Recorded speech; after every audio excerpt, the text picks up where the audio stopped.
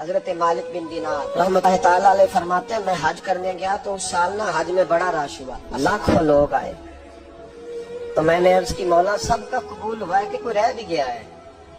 تو فرماتے مجھے خواب آئی اور بتایا گیا لاکھوں کا قبول ہو گیا۔ بڑا بے نیاز ہے اللہ، بڑا بے نیاز ہے، بڑا کریم ہے۔ چاہے تو گھر بیٹھے بیٹھے کہے ماں باپ کا چہرہ دیکھ میں تجھے حج کا ثواب، دیکھ ماں باپ کا چہرہ کا سب کا قبول ہوا، ایک ہے محمد بن ہارون بلخی، اس کا نہیں قبول ہوا۔ فرماتے میں سویرے اٹھا تو میں ڈھونڈنے لگا کہ بلخ کے لوگ، خراسان کے لوگ کہاں ٹھہرے ہوئے، وہاں علیحدہ علیحدہ ہوتے ہیں نا، یہ پاکستانیوں کی بلڈنگیں، یہ انڈین ہے، یہ فلاں ملک کے۔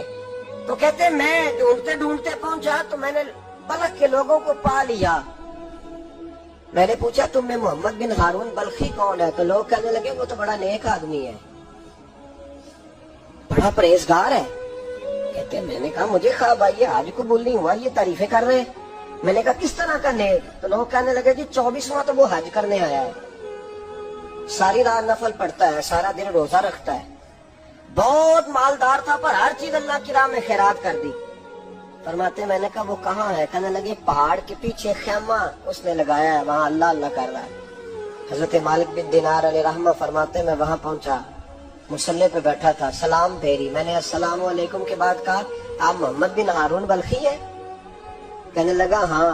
آپ مالک بن دینار ہیں؟ میں نے کہا کہ اس نے تو میرا نام بھی جان لیا بغیر بتائے۔ فرماتے میں نے کہا کہ ہاں میں مالک بن دینار ہوں۔ کہنے لگے کیسے آئے ہو؟ میں نے کہا بس ملنے آیا تھا۔ کہنے لگے نہیں، جس کام آئے ہو وہ بتاؤ۔ میں نے کہا میں ملنے آیا ہوں۔ تو کہتے ہیں وہ رو پڑے، کہنے لگے نہیں آپ کو خواب آئی ہوگی کہ میرا حج قبول نہیں ہوا۔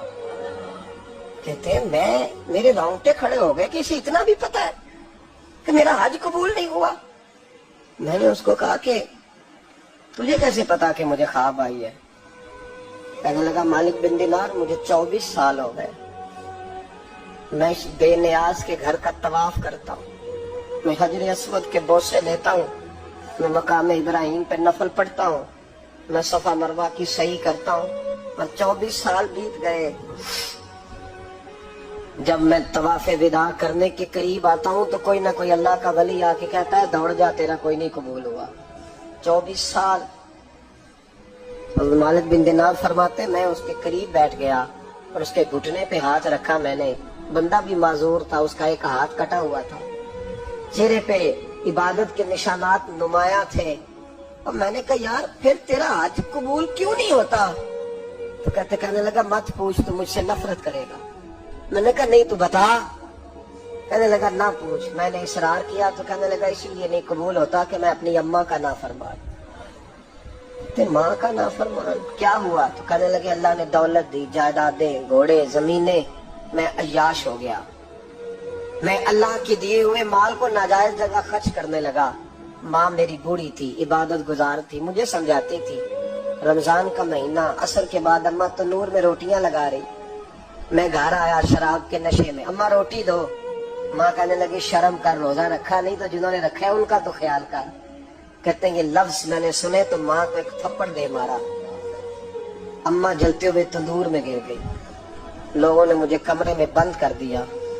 کہتے ہیں ساری رات میں شور سنتا رہا پر نشے میں پڑا رہا۔ اگلے دن ظہر کے بعد آنکھ تب کھلی جب میری بیوی الماریوں سے کپڑے نکال رہی تھی۔ میں نے کہا کہاں جا رہی ہو؟ کہنے لگی میکے جا رہی ہوں، میں ماں کے قاتل کے ساتھ وقت نہیں گزار سکتی۔ میں نے کہا ماں قتل ہو گئی؟ کہا ہاں، طلاق 9 مہینے تجھے پیٹ میں رکھنے والی اور چھاتی کا دودھ تیرے گلے میں اتار کے پالنے والی تیرے ہاتھوں قتل ہو گئی۔ کہا کدھر ہے میری ماں کی میت؟ کہا دفن کر دیا۔ بتایا کیوں نہیں؟ کہتے مرتے وقت کہہ گئی تھی اسے میرا منہ نہ دکھانا، میرے جنازے کے قریب نہ آئے۔ کہنے لگا میں اسی وقت اٹھا جس ہاتھ سے ماں کو مارا تھا، کلاڑا لے کے ہاتھ کاٹ دیا، جائیدادیں، گھوڑے، مکانات خیرات کر دیے۔ ساری رات نفل پڑھتا ہوں، سارے دن کے روزے رکھتا ہوں، ہر سال حج کرتا ہوں، عرش کا مالک معاف نہیں کرتا۔ حضرت مالک بن دینار کہتے ہیں میں نے بھی ایک تھپڑ مارا، میں نے کہا تو اسی قابل ہے تجھے معاف نہ کیا جائے، کبھی تجھے معافی نہیں ملے گی۔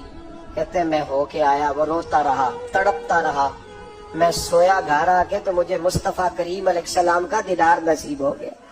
نبی پاک صلی اللہ تعالی علیہ وسلم نے فرمایا مالک تو اسے کیوں مایوس کر آیا ہے اللہ کی رحمت سے, کیوں کہہ ہے اسے؟ میں نے کہا حضور اتنا بڑا قاتل ماں کا کیسے معافی ملے گی؟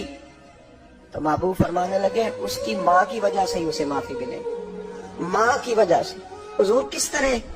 فرمایا ماں قیامت کے دن اس کے خلاف مقدمہ دائر کرے گی, کہے گی اللہ اسے پوچھ میرا جرم کیا تھا, مجھے کیوں جلا کے مارا؟ جب بات سنے گا اور پھر کہے گا اٹھاؤ اس کے بیٹے کو. ماں او بچے کی ماں بھیجے نا تیرے بیٹے کو سزا دے, کہ یا اللہ سخت سزا دے. تو رب کریم فرمائے گا اٹھاؤ اسے جہنم میں لے جاؤ. مصطفیٰ کریم فرمانے لگے جب زنجیریں ڈال کے فرشتے دوزخ کی طرف لے جا رہے ہوں گے نا تو پلٹ کے ماں کی طرف دیکھے گا, تھوڑا پھر آگے بڑھیں گے تو پھر دیکھے گا, پھر دوزخ کے قریب جائیں پھر دیکھے گا اور کہے گا اماں جی مجھے جلائیں گے, مجھے تکلیف ہوگی. زندگی میں جب درد ہوتا تھا تیرا نام میری زبان پہ آتا تھا, اماں مارنے لگے ہیں مجھے, جلائیں گے. میرے مصطفیٰ کریم فرمانے لگے وہ ماں اسے جلا کے مار دیا وہ میدان محشر بول پڑے گی, کہے گی اللہ اے اللہ اے اللہ. رب کریم فرمائے گا کیا؟ عرض کرے گی مولا میں نے معاف کیا تو بھی اسے معاف کر دے. اللہ فرمائے گا اس نے تو جلا کے مارا, تو کیوں نہیں جلنے دیتی؟ حالانکہ اللہ سب جانتا ہے. کہے گی مولا میں تو ماں ہوں نا, کیسے موقع دوں؟ تو میرے محبوب فرمانے لگے مالک اللہ اسے اس کی ماں کی وجہ